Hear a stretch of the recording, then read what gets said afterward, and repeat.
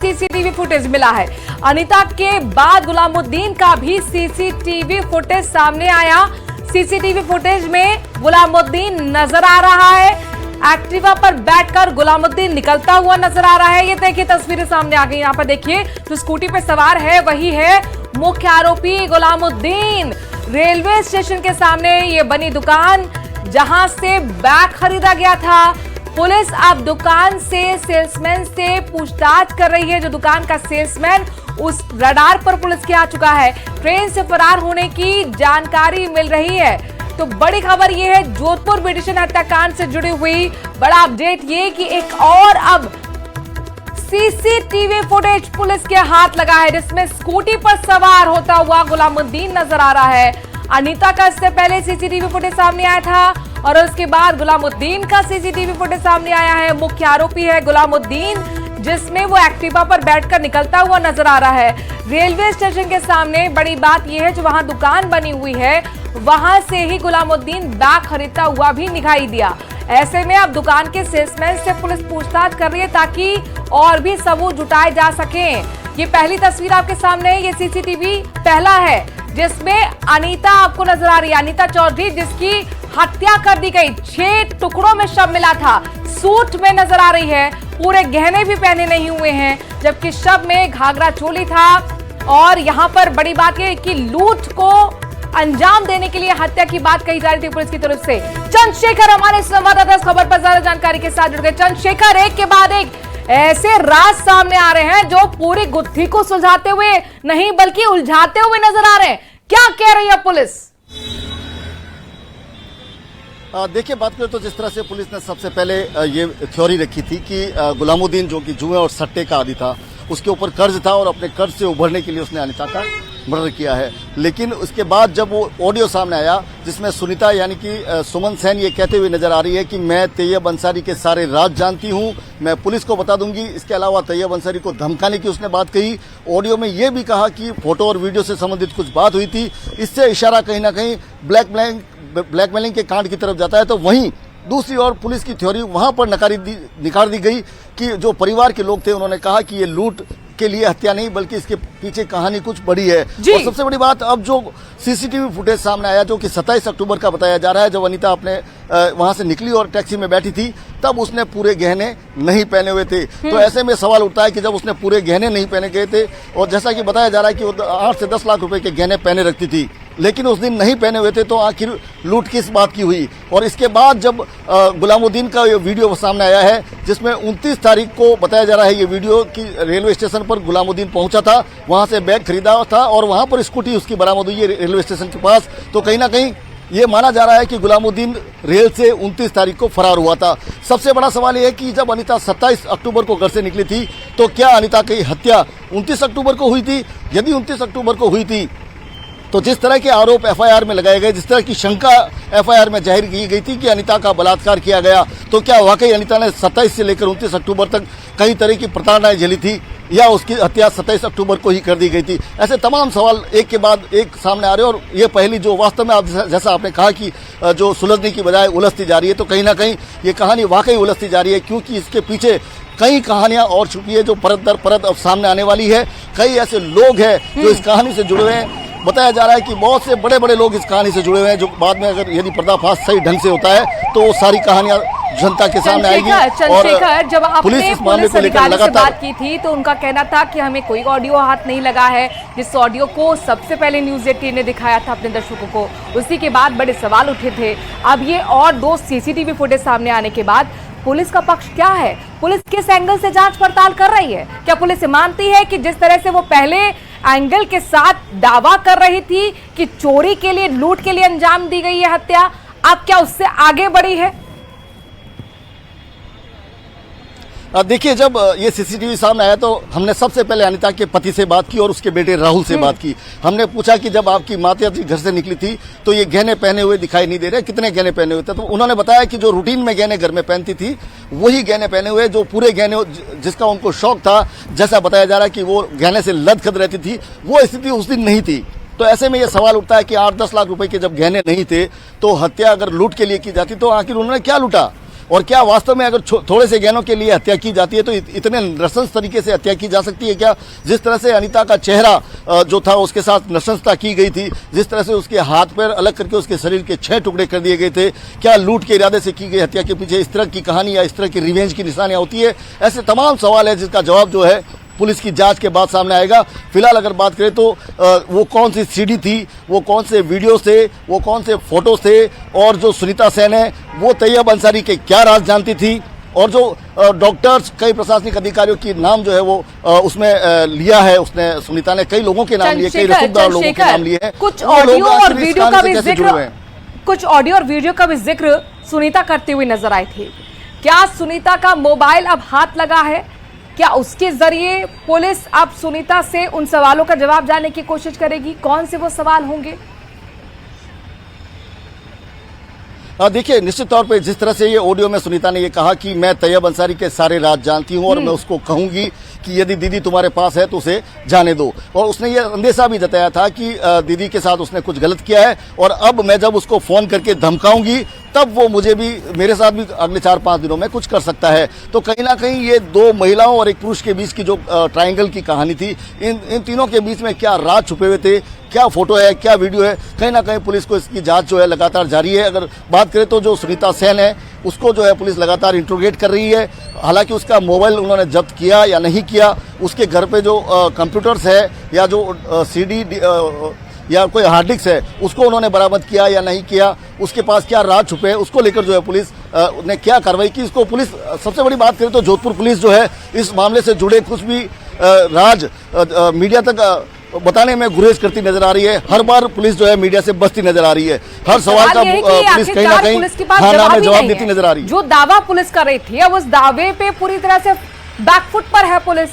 अब नई थ्योरी क्या होगी ये अपने आप में बड़ा सवाल है। लेकिन अच्छा, बड़ी बात यह है कि देखिए, आप परिजनों से भी लगातार बात कर रहे थे, तो परिजन यही दावा कर रहे थे कि पुलिस जो थ्योरी दे रही है वो गलत है। लूट के लिए इतनी ब्रूटली कोई भी हत्या नहीं कर सकता है, माजरा कुछ और है। अब माजरा क्या है ये पुलिस को सुलझाना है। लेकिन क्या परिजन कोई क्लू दे रहे हैं कि आखिरकार इतनी निर्मम तरीके से हत्या क्यों की गई होगी उनके अपने की? देखिए, निश्चित तौर पे अगर बात करें तो ऐसा लगता है कि अनीता के परिवार के लोगों को भी सब कुछ पता है। निश्चित तौर पे एक बार फिर मैं कह रहा हूं कि ऐसा लगता है कि अनीता के परिवार को भी सब कुछ पता है। पुलिस ने अब तक जो है अनीता के परिवार से जो साक्ष्य जुटाने चाहिए थे संभवतः जुटाए नहीं। इस वजह से जो है पुलिस सही जानकारी की तरफ या सही रास्ते पे जा नहीं पा रही है। और अगर बात करें तो जिस तरह से अनीता के मोबाइल की बात करें, वो मोबाइल अभी तक कहाँ है, उस मोबाइल में क्या राज थे, सुनीता के मोबाइल में क्या राज थे, वो कौन से फोटो और वीडियोज है जिनके बारे में बात की जा रही थी, कहीं ना कहीं कहानी बड़ी है और इस कहानी की तह तक पहुंचने का प्रयास पुलिस करती नजर आ रही है। हालांकि लगातार पूछताछ की जा रही है, करीब 2 दर्जन लोगों को दस्तयाब कर पूछताछ की जा रही है। जो अनीता क्या जहां पे कोई किसी समय में ब्यूटी पार्लर था वहां के आसपास के दुकानदारों को जो है बुलाया गया है, पूछताछ की जा रही है। और जो गुलामुद्दीन है उसकी पत्नी को अरेस्ट कर लिया गया और कई लोगों को लगातार पुलिस पूछताछ कर रही है। लेकिन नतीजा वही शिफर नजर आ रहा है। जी, तीन कम से कम 3 बड़ी गिरफ्तारी हम कह सकते हैं।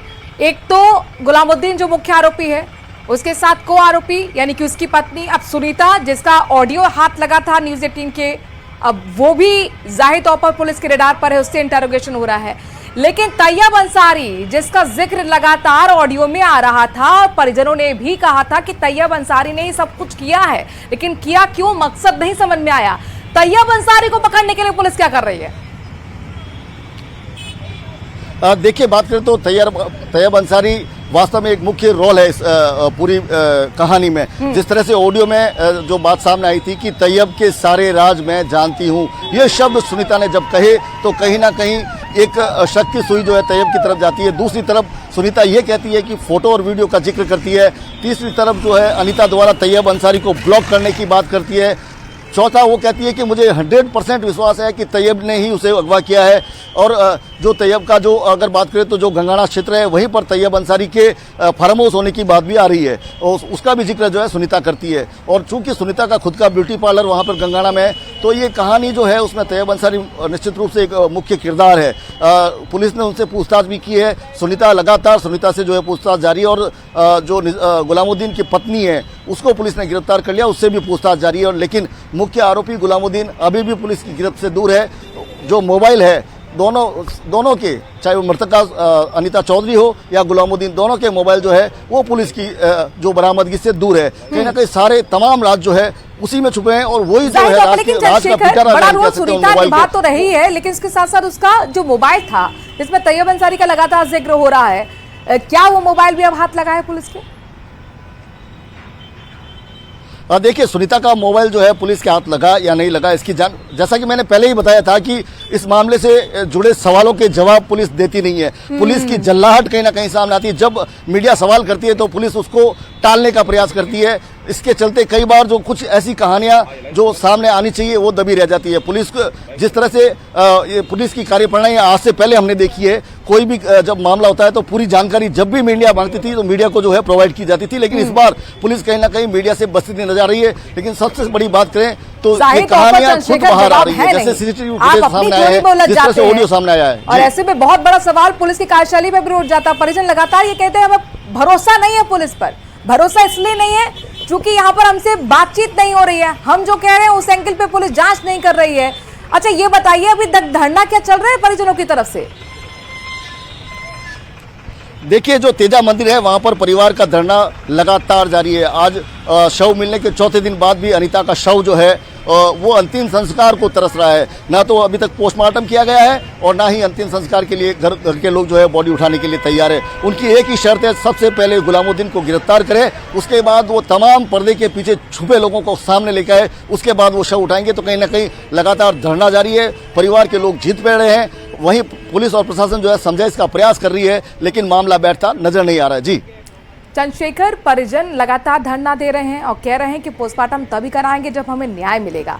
अब सवाल ये है कि यहाँ पर ऑडियो मीडिया के हाथ लग जाता है लेकिन पुलिस के हाथ में नहीं लगता है। ऑडियो की पुष्टि खुद अनीता का पति करता है कि हाँ मेरी बात हुई थी और यही बात हुई थी पूरी तरीके से सुनीता के साथ। तो सवाल ये है कि पुलिस कर क्या रही है?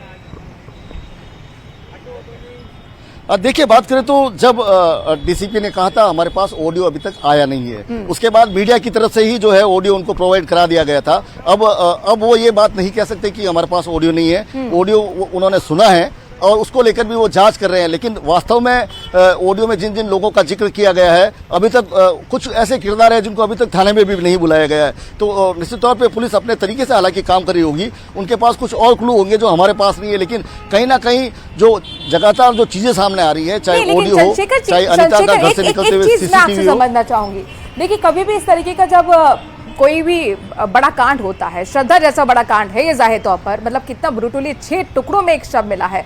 राहुल उनके बेटा जो कि इकलौता बेटा है, रो रो कर बुरा हाल था, हमारे कैमरे के सामने वो रो रहे तो कहते हैं कि न्याय चाहिए, माँ को इतने बुरी तरह से कैसे मार दिया। जब भी इस तरीके से हत्याकांड होता है तो जाहिर तौर पर सबसे पहले पुलिस जो है घर के लोगों से ही पूछती है कि आपको किस पे शक है, ऐसा क्या हुआ था, क्या परेशान दिख रही थी अनीता। अब जो ऑडियो सामने आता है उसके बाद यहाँ पर एंगल बदलते हुए और भी गिरफ्तारियां होती हैं, सुनीता की गिरफ्तारी होती है, इंटरोगेशन शुरू होता है। क्या ये सब कुछ पहले परिजनों से बातचीत नहीं की गई थी पुलिस की तरफ से? देखिए, बात करें तो जो पुलिस की जो पूछताछ की बात करें तो सबसे पहले जो परिजनों ने लिखित रिपोर्ट पेश की थी उसमें तैयब अंसारी का नाम बहुत स्पष्ट, जो क्षमा करें, ये गुलामुद्दीन, तैयब अंसारी और एक सुनीता, ये तीनों के नाम जो है परिवारजनों ने उस एफआईआर में लिख दिया था। उन्होंने ये भी लिखा था कि हमें शक है कि इसके साथ जो है हत्या से पूर्व बलात्कार किया है। हालांकि इतना गंभीर विषय था, उस पूरे विषय को लेकर पुलिस ने बड़ी आसानी से ये बात कह दी कि वो गुलामुद्दीन जो था वो सट्टे और जुए का शौकीन था, उसके ऊपर कर्जा था, इसलिए उसने हत्या कर दी। लेकिन सबसे बड़ी बात अगर करें तो जो लूट के लिए यदि गुलामुद्दीन करता तो वो अनीता की हत्या कर देता, उसको गाड़ देता। लेकिन उसको 6 टुकड़ों में विभक्त करना कहीं ना कहीं एक रिवेंज की निशानी है। अगर बात करें तो जो शव की तस्वीर है, जो उसके चेहरे की तस्वीर है, यदि उसको चूंकि हम टीवी पे दिखा नहीं सकते, उसके जो आंखों पे, उसके चेहरे पर जो मारपीट के निशान हैं, वो आप कोई भी देखेगा तो वो कह देगा कि ये सिर्फ लूट के लिए की गई कृत्य नजर नहीं आता कि इसके पीछे कहीं ना कहीं रिवेंज की कहानी छुपी है। तो आखिर वो रिवेंज है किसका? गुलामुद्दीन का है या तैयब का है या किसी और का? ये चीजें जो है अभी सामने आनी बाकी है। जी, कई सवाल। अब 27 को गुम हुई थी अनीता, तो आखिरकार उसकी हत्या कब हुई? क्या 27 को हुई, 28 को हुई, 29 को हुई? दूसरी बात की, क्या प्रताड़ित किया गया। तीसरी बात ये, क्या रेप को भी अंजाम दिया गया, जिस तरह की आशंका परिजन जता रहे हैं। यहाँ पर ये बताइए चंद्रशेखर, चूंकि लगातार आप इस पूरी खबर को सबसे पहले ब्रेक आप करते हैं, पल पल की अपडेट आप दे रहे हैं, परिजनों से भी बातचीत कर रहे हैं, पुलिस के भी संपर्क में हैं, सूत्रों के हवाले से भी जानकारी दे रहे हैं। अभी जो इंटरोगेशन हो रही है सुनीता के साथ, क्या कुछ निकल कर सामने आया है? देखिए, फिर वही बात सामने आती है कि जब हम पुलिस से किसी चीज को, विषय को लेकर सवाल पूछते हैं तो पुलिस जो है उसमें टाल मटोल करती नजर आती है। जबकि पुलिस को बताना चाहिए कि अब आज तक हमने जो 5 या 4 जी सुनीता से भी पूछताछ की जा रही है, लेकिन पूछताछ में क्या सामने आया ये पुलिस किसी को बताती नहीं है। हालांकि ये बताना चाहिए कि हमारी पूछताछ यहाँ तक पहुंची है, कुछ ऐसे तथ्य आए। हालांकि पुलिस का ये कहना है कि अभी तक जब तक हम इस पूरे मामले को खोल नहीं लेते तब तक कुछ भी बताने की स्थिति में नहीं रहते हैं, क्योंकि जो इसके पर्दे के पीछे जो अपराधी है वो सतर्क हो जाएंगे। ये बात मानने वाली है कि पुलिस यदि ऐसा कहती है तो ये मानना चाहिए कि अगर कोई ऐसा व्यक्ति है जो सतर्क होकर अगर गायब हो जाए, और चूंकि पुलिस साक्ष्य जुटाने में लगी है तो इसके लिए धैर्य की आवश्यकता है। लेकिन अगर बात करें तो जो कहानी पहले सामने लाके रखी है कि लूट के लिए हत्या की गई है, तमाम ऑडियो रिकॉर्डिंग, तमाम वीडियो रिकॉर्डिंग और जो ये सीसीटीवी फुटेज सामने आ रहे हैं, उस कहानी को नकारते हुए नजर आ रहे हैं, उस कहानी को कहीं ना कहीं झुटलाते हुए नजर आ रहे हैं। इस कहानी में कई महत्वपूर्ण किरदार है। एक है गुलामुद्दीन, एक है तैयब अंसारी, एक है सुनीता। सुनीता का संबंध अनीता से था, दीदी का, जो कि उसके साथ कभी असेस करती थी उसी के पार्लर में। ठीक है चंद्रशेखर, बात आई गुलामुद्दीन की, मुंह बोला भाई था अनीता का। तैयब अंसारी भी परिचित था, लेकिन क्या तैयब अंसारी और गुलामुद्दीन में भी कोई कनेक्शन था? जी, अगर बात करें तो जिस तरह से ये जैसा कि बताया गया है कि तैयब अंसारी और सुनीता लगभग 25 वर्षों से, जब उसने अपना ब्यूटी पार्लर शुरू किया था तब से एक दूसरे से परिचित थे। और गुलामुद्दीन जो कि सुनीता के घर दुकान के सामने जिसकी रफू की दुकान थी, वो उसे भाई मानती थी। ये तैयब को अच्छे से पता था कि चूंकि उसके घर आना जाना था और चूंकि पारिवारिक रिश्ता था, तो तैयब को भी अच्छी तरह से पता था कि गुलामुद्दीन और अनीता का कहीं ना कहीं भाई बहन जैसा रिश्ता है। और जो सुनीता है वो अनीता के पास